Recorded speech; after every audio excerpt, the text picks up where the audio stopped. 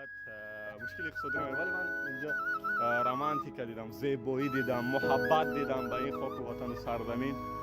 که این میپرسی برای چی این کنمک شدم؟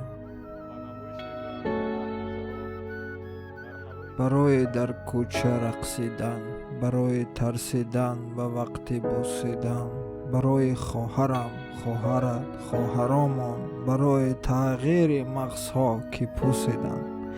برای شرمندگی، برای بیپولی، برای حسرتی که زندگی ممنوعه، برای کودک زوالگرد و آرزوهاش، برای این اقتصاد دستوری، برای این هوای آلوده، برای ولی عصر و درختای فرسوده، برای پیروز و احتمال و انقلازش، برای سگهای بیگناه ممنوعه، برای گریه های دراز و بیوقفی، برای تصویر و تکرار این لحظه، برای بدخشان، خطلان، زرفشان، برای فرزندان غریب در یاد مادرشان، برای چهرهایی که او میخنده، برای دانش آموزا، برای آینده، برای این بهشتی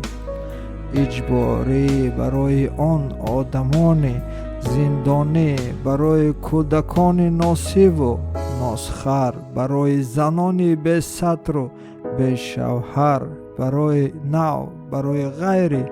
تکراری، برای این همه شعارهای درون خالی، برای آواره سرزمین و خاکهای بیگانه، برای احساس آرامیش، برای خورشید پس از شبهای طولانی، برای مرد میهن آبادی، برای زن زندگی آزادی، برای آزادی. چقدر پول ملت شما دزدیده من گپ بزنم.